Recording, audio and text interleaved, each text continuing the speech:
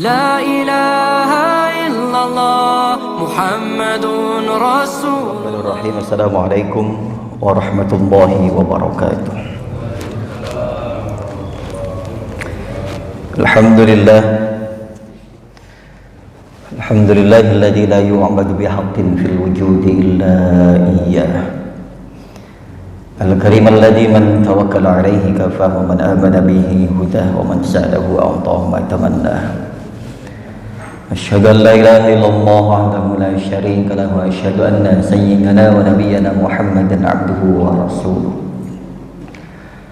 سيد خلقه وخاتم أنبيائه، المخصوص بالمقام المحمود الذي لم يقم فيه سواه، صلى الله عليه وعلى آله صلاة وسلاما دائمين متلازمين إلى يوم نلقاه. أما بعد، فيا عباد الله أوصي نفسي وإياكم بتقوى الله وطاعته فقد فاز المتقون. وقال الله تعالى في كتابه الكريم وهو أصدق القائلين: أعوذ بالله السميع العليم من الشيطان الرجيم، بسم الله الرحمن الرحيم. تلك الدار الآخرة نجعلها للذين لا يريدون علوا في الأرض ولا فسادا. قال الله تعالى أيضا: من كان يريد الحياة الدنيا وزينتها نوفي إليهم أعمالهم وهم فيها لا يبخسون. أولئك الذين ليس لهم في الآخرة إلا النار وحبط ما صنعوا فيها وباطل ما كانوا يعملون. Sadaqallahul azim. Puji syukur kita panjatkan kehadirat Allah Subhanahu wa taala. Salawat bertaburkan salam semoga Allah sampaikan, Allah limpah curahkan kehariban baginda Nabiyuna Rasulullah Muhammad sallallahu alaihi wasallam wa sallam wa barik alaihi. Jazakumullah. Kehidupan Allah ciptakan berbarengan, beriringan. Ada kehidupan, ada kematian, ada dunia, ada akhirat. Dalam menjalani aktivitas hidup dan kehidupan ini, berbagai macam hal-hal yang kemudian terjadi dan kita rasakan, maka kita bisa menyikapi dalam segala aktivitas kehidupan, baik itu duniawiyah yang kita lakukan ini, maka kita berharap mudah-mudahan apa yang kita lakukan ini kemudian Allah membaguskan seluruh aktivitas dan amaliyah kita. Namun tidak terlepas dari karakter kita yang kemudian kita juga pengen dianggap dalam hidup ini, kita pengen diorangkan, kita pengen dianggap ada dan lain sebagainya. Maka ada kitab Zamil Jah war Riya, ada kitab yang membahas celaan bagi orang yang riya, dan juga Zamil Jah, orang yang pengen berkaitan dengan pangkat duniawi. I'lam ketahuilah aslaka Allah an aslal jah huwa intisyarus sid wal istihar wa huwa madmum balil mahmud al khamul illa man sahharahum Allahu li nashri dinihi min ghairi takallufin min ghairi taklifi qalbi syahwat minhu. Qala Allah Ta'ala: tilka darul akhirah naj'aluha lil ladina yuriduna 'uluwan fil ardi wala fasada. Ilam ketahuilah aslahaka, Allah membaguskanmu, aslahaka Allah membaguskanmu an aslal jah, untuk meraih pangkat, untuk memperoleh jabatan, untuk memperoleh kedudukan duniawi. Sejatinya apapun itu, kalau memang tujuan kita hidup ini untuk meraih sesuatu, kalau memang Allah baguskan, maka di posisi apapun kita bagus. Kalau memang sejalan dengan takdirnya Allah Subhanahu wa taala, maka itu bagus. Kita pengen jadi pejabat, rupanya beriringan dengan keinginan Allah menjadikan kita pejabat, selaras dengan apa yang Allah inginkan, selaras dengan apa yang kita inginkan. Sehingga kita menjadi pejabat dari tingkat paling bawah, kemudian sampai tingkat paling atasnya, sampai eksekutifnya. Itu kalau Allah memang menginginkan kita untuk menjadi orang baik, maka jabatan apapun, profesi apapun, status apapun akan jadi baik, akan jadi bagus. Ada yang Allah kehendaki menjadi RT yang bagus, sehingga di mata warganya Pak RT, Pak RW ini bagus. Ada yang Allah menginginkan kita menjadi DKM yang bagus, sehingga dalam semua tingkatan aljah atau pangkat status sosial itu semuanya bagus kalau Allah menginginkan itu kebaikan dalam diri kita. Makanya banyak orang-orang yang kemudian memiliki kesan ketika memimpin warganya, memimpin masyarakatnya, memimpin umatnya, ini menjadi teladan. Ada RT yang berkualitas, ada RW yang berkualitas, dan seterusnya dan seterusnya. Ini ketika Allah menginginkan itu kebaikan. Pun sebaliknya, ketika Allah tidak menginginkan itu, artinya kita memaksakan diri. Misalkan kita pengen mencalonkan diri menjadi RT, RW dan lain sebagainya, tapi sebenarnya Allah tidak menginginkan hal itu. Bukan berarti Allah nggak pengen kita jadi ya, tapi rasa-rasanya mungkin nggak pantas untuk kita memiliki atau menyandang status itu, maka boleh jadi tidak bagus, kinerjanya nggak baik, tidak didukung oleh aparatnya, tidak didukung oleh warganya dan lain sebagainya. Kenapa? Wa intisyaru sid wal istihar, karena sebenarnya pangkat itu kita raih ini untuk mencari popularitas duniawi. Pangkat dalam segala tingkatan itu dicari oleh orang-orang ini dalam rangka menjadi orang yang viral dalam urusan duniawi. Wa huwa madmum, kalau memang itu tujuannya semata-mata karena faktor urusan duniawi semata, wa huwa madmum balil mahmudul khamul illa man saharahumullahu linashri dinihi min ghairi taklifi qalbi syahwat. Itu semuanya buruk kalau memang Allah menginginkan itu buruk, dan itu tercela. Makanya para pejabat dalam segala tingkatan yang kemudian pendapatan mereka curang, mereka nggak jujur, Allah jatuhkan dengan caranya, mau jatuhkan dengan cara Allah. Berapa banyak yang kemudian para pejabat jatuh karena hal-hal duniawi, karena urusan materi, karena urusan perempuan, karena urusan kejujuran dan lain sebagainya. Berapa banyak juga mantan-mantan pejabat yang kemudian sampai hari ini masih kita elu-elukan, masih kita puji-puji, masih dipuji-puji oleh rakyatnya, semasa memimpin, semasa menjabat bagus. Sebaliknya juga banyak menjadi mantan pejabat yang kemudian justru dicaci maki, dihina, dibully habis-habisan oleh masyarakatnya, oleh warganya. Kenapa? Selama memimpin tidak jujur atau banyak bohongnya. Ini cara mau menjatuhkannya gimana? Satu persatu dibukalah keburukan itu, ditampakkan di tengah-tengah masyarakat yang kesannya malah bukan baik, buruk. Pemimpin yang buruk, memiliki citra yang buruk.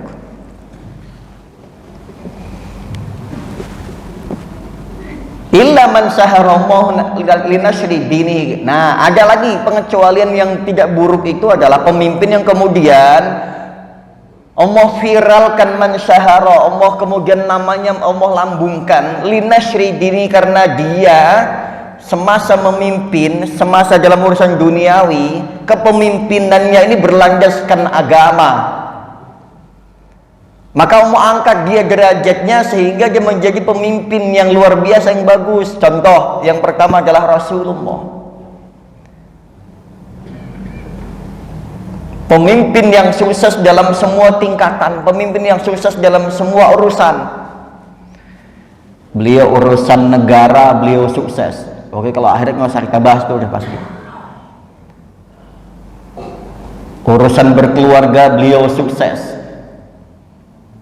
Memimpin peperangan, beliau sukses. Menjadi dai, beliau sukses. Dalam semua urusan, semua tingkatan, beliau memiliki kesuksesan, tingkat kesuksesan yang luar biasa, sehingga tidak ada cacatnya satupun. Makanya nggak salah ketika orang-orang menempatkan Rasulullah di urutan pertama. Nah, illa man syaharallahu li nasyri dinihi min ghairi taklifi qalbi syahwat. Karena dalam kepemimpinannya beliau memimpin berlandaskan akidah, berlandaskan syariah, bukan karena syahwatnya. Sehingga makmur di mana-mana. Memimpin keluarga sukses. Salah satu ciri kesuksesannya orang-orang ketika menjadi kepala rumah tangga, oke, biasanya bisa kita lihat dari pasangan dan juga terlebih adalah dari anak-anak. Rasulullah memiliki pasangan Sayyidatina Khadijah yang pertama. Itu adalah wanita yang luar biasa taatnya dengan suaminya, pengetahuan agama yang luar biasa. Bahkan di saat Rasulullah tidak lagi ada orang yang percaya, Sayyidah Khadijah adalah satu-satunya wanita yang mempercayai Rasulullah dari kalangan wanita. Dalam kepemimpinan, dalam bersahabat, bersosial, bermasyarakat, beliau suksesnya luar biasa. Bagaimana mampu mengubah orang-orang dari kesyirikan, dari kejahiliahan menuju orang-orang yang memiliki pengetahuan agama yang luar biasa. Sahabat Abu Bakar contohnya, di masa jahiliyah betapa beliau bagaimana orang-orang mengenalnya. Terlebih Sayyidina Umar, jangankan manusia, setan aja takut sama beliau. Tapi ketika mengenal Rasulullah, ketika mengenal ayat-ayat Allah Subhanahu wa taala, luluh hatinya, berbalik 180 derajat langsung.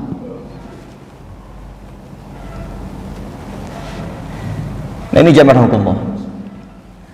Ketika dalam segala hal berlandaskan akidah, berlandaskan syariah, tanpa adanya taklifi qalbi syahwat, pemaksaan kehendak hawa nafsu, maka Allah sampaikan dalam firman-Nya, tilka darul akhirah naj'aluha lil ladzina la yuriduna 'uluwan fil ardi wala fasada. Negeri akhirat naj'aluha, kami jadikan lil ladzina, bagi orang-orang la yuriduna 'uluwan, orang yang tidak menginginkan pangkat duniawi, dan juga bukan untuk orang yang merusak di dalam dunia. Jadi orang yang jaminan akhiratnya adalah orang yang selama di dunia dia tidak pernah mengejar pangkat. Bagaimana dengan khalifah-khalifah? Mereka nyaris semuanya tidak ada yang mau dipilih sebagai khalifah. Lah, sahabat Abu Bakar aja ketika mau dipilih sebagai khalifah pertama, beliau nggak mau. Karena memang nggak pengen, tidak ada ambisi duniawi untuk menjadi khalifah penerusnya Rasulullah. Begitupun khalifah setelahnya, sampai dengan Sayyidina Ali, la yuriduna uluwan fil ardi wala fasada, tidak menginginkan pangkat duniawi dari tingkat paling rendah sampai tingkat paling tinggi. Kalau sudah terpilih, wala fasada, dan tidak membuat kerusakan. Gitu ya. Makasih Pak. tidak menginginkan dipilih, tapi kalau ternyata kok dipilih, dia tidak membuat kerusakan baik dalam segala urusan, termasuk kebijakan-kebijakan yang merugikan. Berapa banyak sekarang pemimpin-pemimpin dari zaman dulu lah ya, kebijakan-kebijakannya merugikan negara, merugikan warganya dan lain sebagainya. Ini sekarang lagi ramai membahas kerugian negara yang disebabkan oleh proyek-proyek pemerintah yang dampaknya bukan setahun 2 tahun, kerugiannya bukan 1 miliar 2 miliar, triliunan. Maka orang-orang mengatakan itu adalah proyek ambisius. Nah itu tadi, kalau ambisi duniawi tidak dibarengi dengan pengetahuan dan juga syariat, dan untuk mencari popularitas, ketenaran, maka Allah memiliki cara untuk menjatuhkannya. Nah ini zaman Allah. Jadi jangan punya ambisi untuk menjadi pemimpin. Kalau kok terpilih, jangan membuat kerusakan dalam kebijakan-kebijakan atau keputusan-keputusan, peraturan-peraturan yang dibuatnya merusak dan merugikan. Jam'u baina iradatil fasad wal 'ulu fil ardi wa baina anna ad-darul akhirah lil khali 'anil iradatain jami'an. Jama' baina iradatil fasad. Nah, kalau kita terpilih jangan mengumpulkan antara keinginan hawa nafsu dan untuk memperkaya diri. Pertama nih, keinginan untuk dijadikan sebagai pejabat, pemimpin, kemudian memiliki keinginan untuk memperkaya diri, pengen dianggap sebagai pemimpin, terus juga jangan sampai membuat kerusakan. Anad darul akhirah, karena sungguhnya akhirat itu lil khali anil iradatain, yaitu sunyi dari 2 keinginan itu. Orang yang tidak memiliki keinginan untuk menjadi pemimpin, tidak memiliki keinginan untuk merusak syahwat dan lain sebagainya, maka akhirat layak untuknya. Dan akhirat tidak layak untuk orang-orang yang masih memiliki keinginan untuk menjadi pejabat dan juga yang merusak negara, merusak umat, maka sudah jelas tidak layak dia di akhirat nanti masuk dalam surga. Itu janji Allah Subhanahu wa taala. Wala azza wa jalla man kana yuridul hayatad dunya wa zinataha nuwaffi ilaihim a'malahum fiha wa hum fiha la yabkhasun. Wa hum fiha la yabkhasun. Laikal ladzina laysa lahum fil akhirati lan nar wa habita ma sanu fiha wa batilu ma kanu ya'malun. Kita perhatikan ayat berikutnya.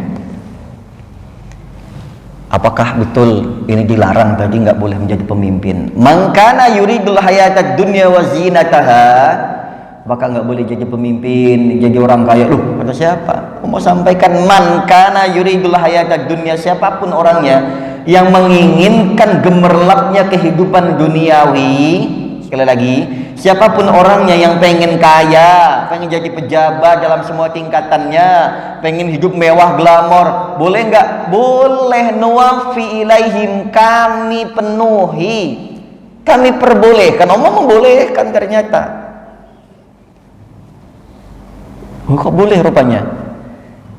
Nuwafi ilaihim a'malahum, kami. Loh, buktinya kenapa? Orang yang bekerja keras, dia layak untuk mendapatkan upah yang lebih. Itu buktinya Allah membolehkannya. Orang yang bekerja lebih cerdas, dia juga berhak untuk mendapatkan, ketika dia effortnya lebih banyak, maka dia income-nya lebih banyak. Wajar Allah berikan itu. Orang yang lebih pintar juga memiliki kemungkinan untuk dia lebih mendapatkan lebih dari yang lain. Betul, Allah penuhi itu.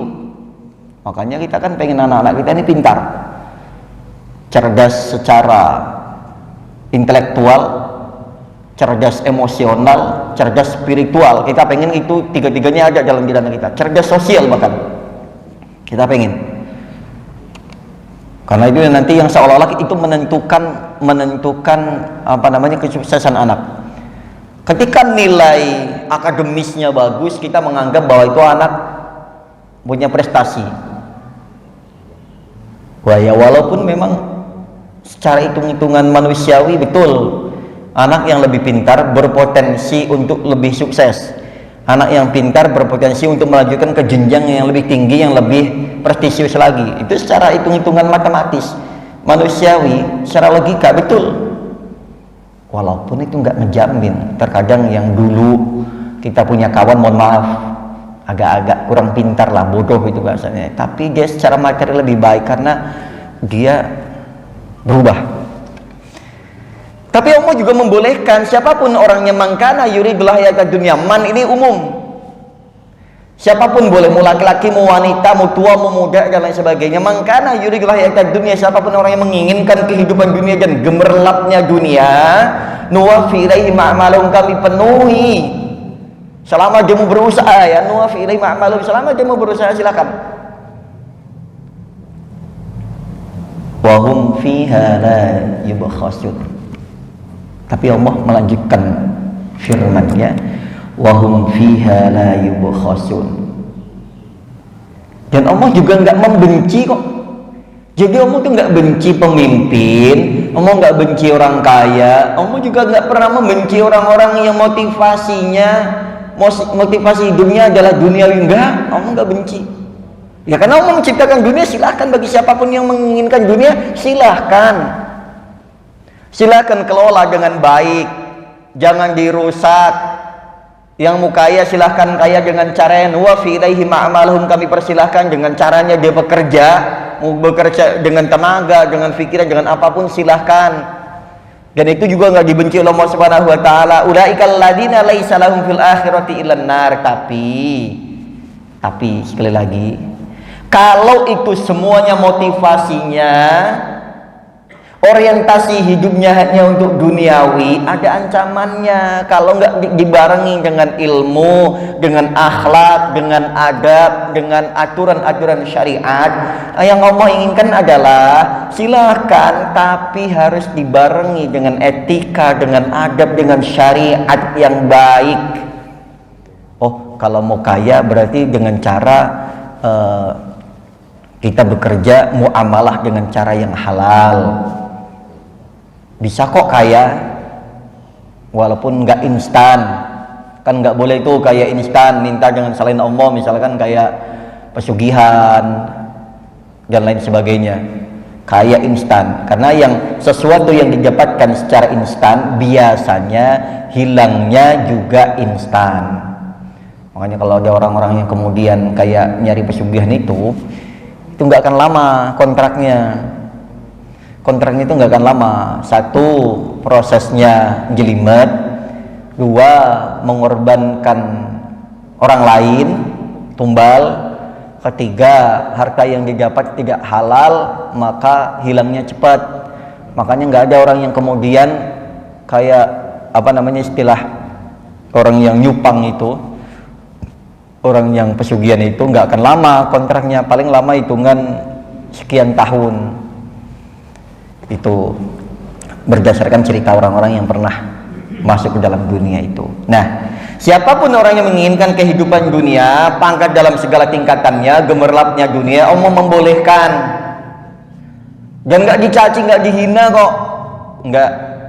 Tapi kalau tidak dibarengi dengan ilmu, dengan adab, dengan aturan-aturan syariat yang benar, ulaikal ladzina laisa lahum fil akhirati illan nar, diancam neraka nanti di akhirat. Wa habita ma sana'u, dan apapun yang dia kerjakan batal semuanya.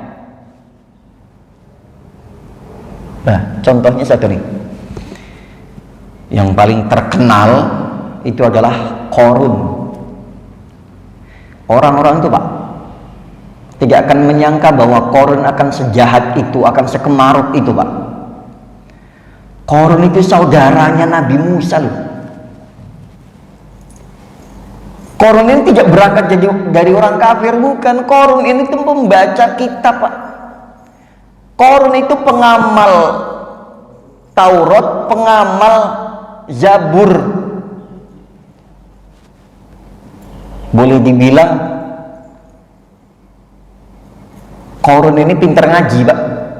Boleh nanti cek ketimbang kita ya, itu pinteran Qarun dalam ngaji. Tuh, pinter ngaji, makanya nggak heran Pak. Itu udah kasih contoh, ada Haman di sebagai perdana menteri dan ada Qarun. Ini orang-orang pinter loh, orang-orang pinter yang keblinger. Qarun itu pinter Pak, baca Taurat, baca Zabur, pengamalnya boleh dibilang sholatnya rajin di belakangnya Nabi Musa langsung. Ya makanya kan ada juga beberapa sahabat Nabi yang kemudian sholatnya di belakang langsung, seperti Sa'labah bin Khatib al-Ansari yang kemudian jadi awalnya orang ahli ibadah. Makanya gini,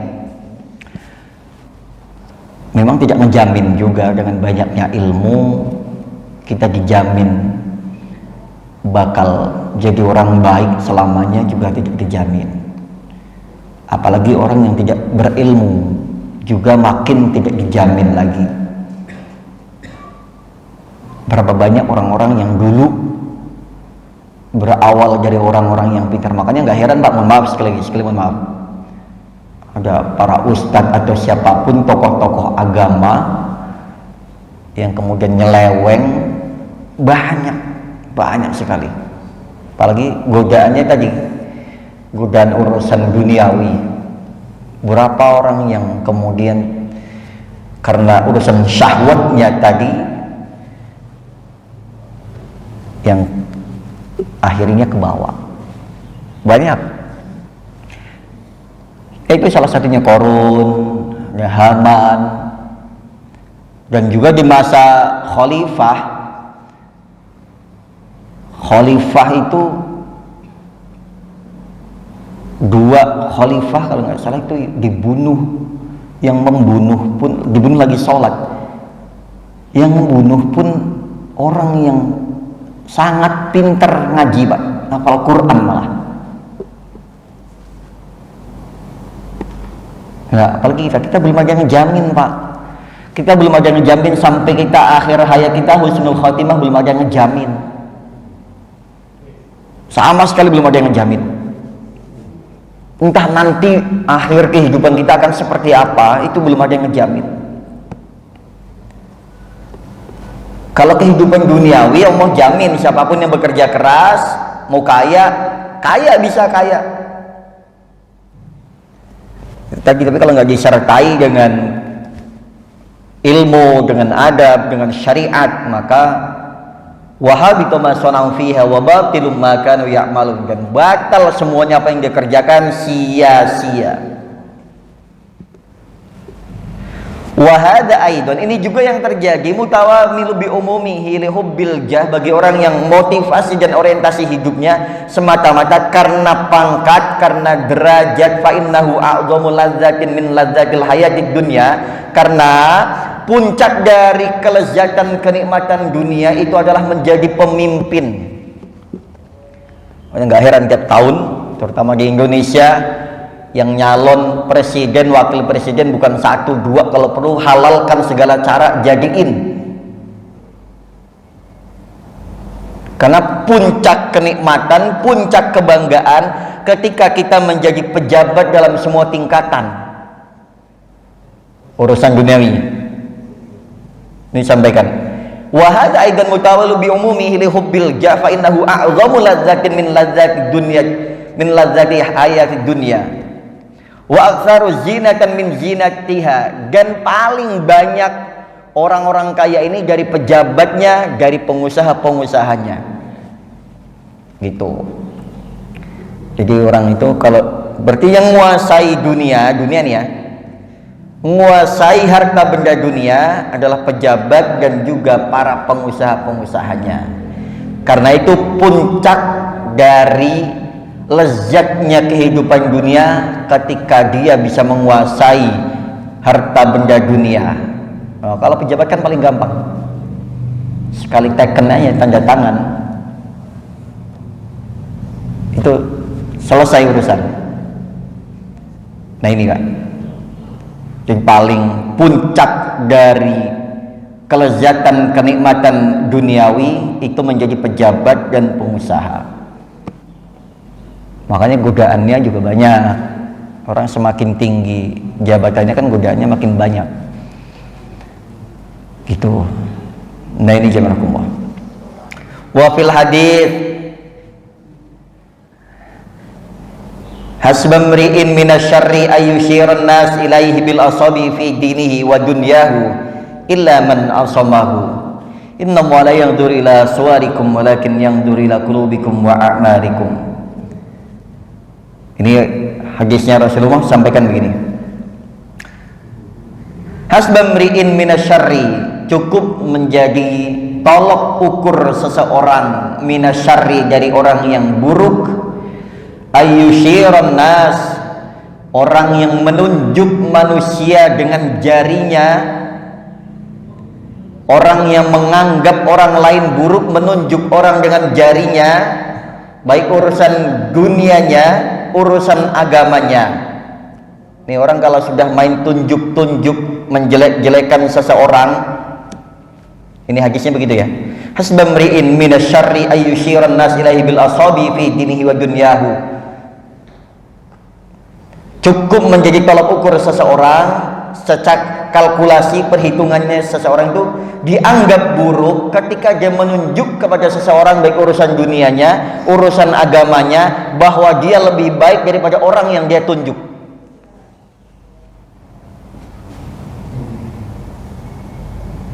Hadisnya begitu. Illa man asamahu, kecuali orang yang Allah jaga kemudian setelah itu. Kalau kita bisa gitu, balik yang suka ngebos, tapi kalau nunjuknya nunjuk enggak bermaksud untuk menjatuhkan, untuk kesombongan, enggak apa-apa. Kenapa? Karena rata-rata orang yang nunjuk itu merasa dirinya lebih hebat, lebih baik, lebih bagus ketimbang yang dia tunjuk. Nah ini maka Rasul begitu, simpel saja sebenarnya. Rasul menyampaikan hasba mri minasyarri ayyushiran nas ilaihi bil asabi fi dinihi wa dunyahu illa man asamahullah. Cukup menjadi tolak ukur seseorang yang buruk ketika dia menunjuk keburukan kepada seseorang dengan jarinya, urusan dunianya, urusan agamanya, kecuali orang yang Allah jaga.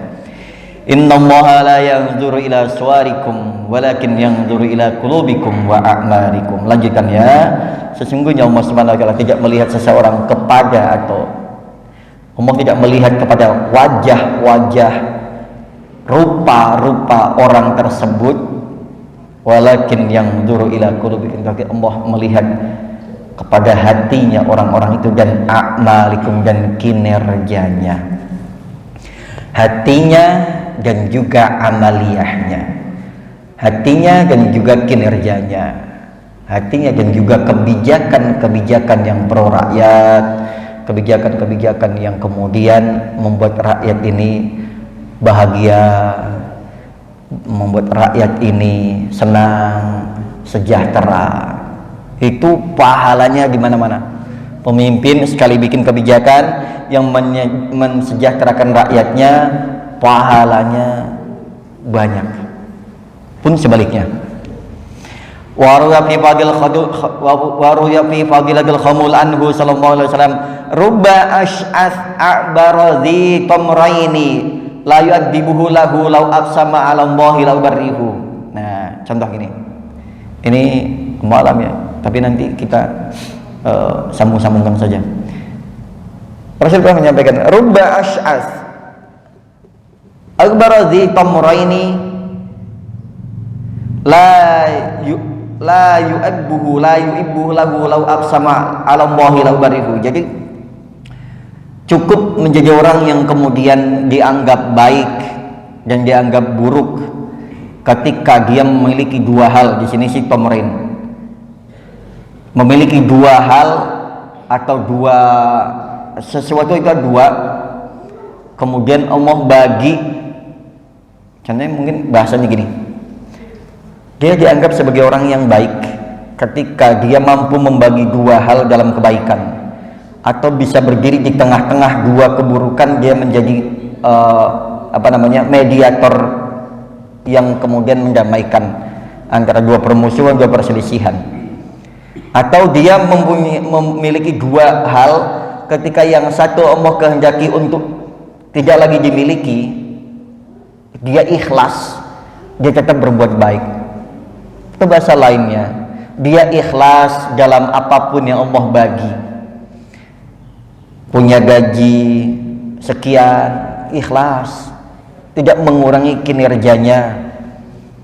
Dikasih upah sekian, ikhlas, tidak mengurangi kualitas kerjanya. Dikasih banyak nggak kurang, nggak lebih, dikasih sedikit nggak kurang, dikasih banyak juga nggak lebih.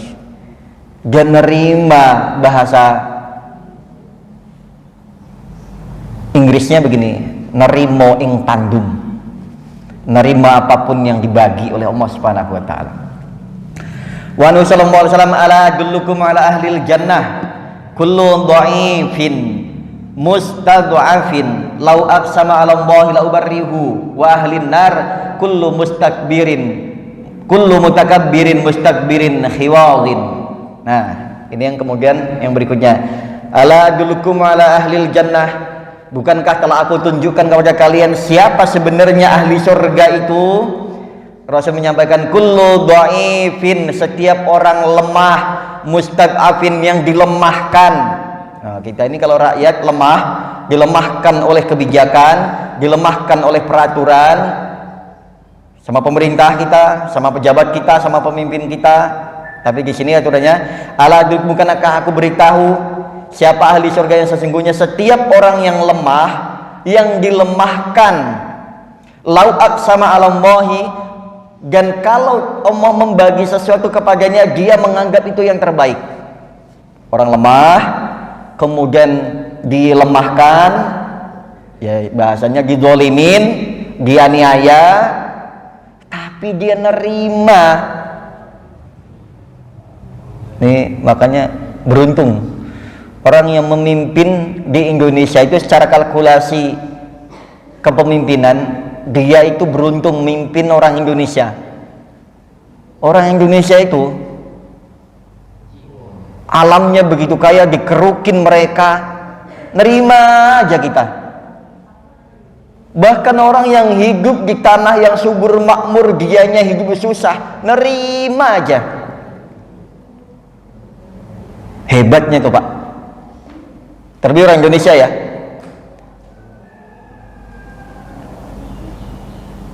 Siapa yang gak beruntung memimpin orang Indonesia? Coba bayangkan, kita dikasih pemimpin modelnya apa, diterima aja.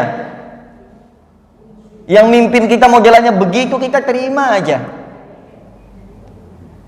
Kiainya dihina-hina, pondok dihina, dan lain sebagainya, kebijakan menyengsarakan.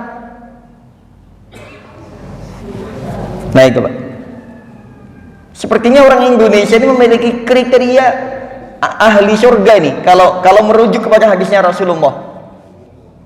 Orang yang lemah, yang dilemahkan oleh peraturan, dilemahkan oleh jabatan, nerima tapi menganggap itu baik. Luar biasa. Dan sebaliknya, wa ahlin nar, dan ahli neraka, kullu mutakabbirin, setiap orang yang sombong, mustakbirin, yang disombongkan oleh hartanya, oleh pangkatnya, oleh statusnya, oleh jabatannya. Oh, tuh tadi kebalikannya. Orang yang ahli neraka adalah setiap orang yang sombong. Tapi kalau sudah lemah, digoifin kok sombong, bahasanya melarat kok sombong, ya ahli neraka. Ini orang yang miskin, orang yang susah, dilemahkan, dimiskinkan, dimelaratkan oleh pemimpinnya, tapi dia nerima, dan nerima apa yang Allah kehendaki, nerima. Di sisi yang lain, ini nih, orang ahli neraka adalah setiap orang yang memiliki kesombongan, yang disombongkan oleh jabatannya, disombongkan oleh harta bendanya, yang kemudian dia tidak memberikan manfaat untuk orang-orang sekitarnya. Ini jamar hukumullah. Sebagai closing penutup, wal akhbar fi muzammatis syahrah wa fadilatil khamul katsirah wa ma'lum anna al maglub bis syahrah wa intishari sayd wal jah wal manzilah fil qalbi wa hubbul jah munsya kulli fasadin. Sebagai closing, bahwa sekali lagi Allah tidak pernah melarang kita menjadi orang kaya. Allah tidak pernah melarang apapun aktivitas kehidupan kita, silahkan, monggo silahkan. Kita pengen kaya juga Allah bolehkan. Kita pengen menjadi pejabat, Allah bolehkan. Tidak pernah dilarang. Tapi Allah menginginkan orientasi, motivasi kehidupannya jangan semata-mata dunia. Jangan, sekali lagi, jangan semata-mata dunia. Masih ada akhirat.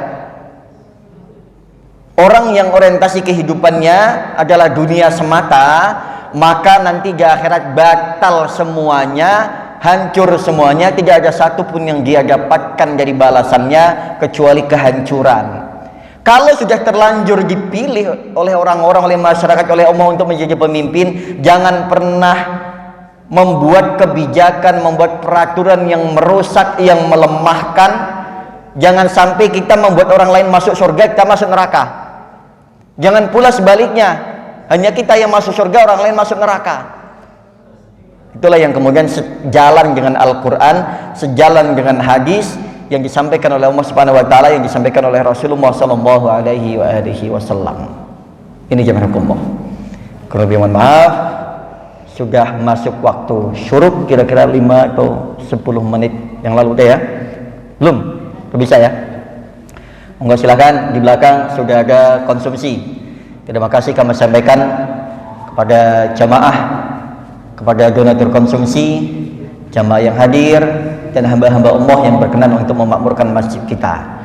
Dan kami akhiri dengan doa kifarah majlis. Subhanakallahumma rabbana wa bihamdika asyhadu an la ilaha illa anta astaghfiruka wa atubu ilaik. Billahi taufiq hidayah wa ridwanillahi minasyaitonir mustaqim.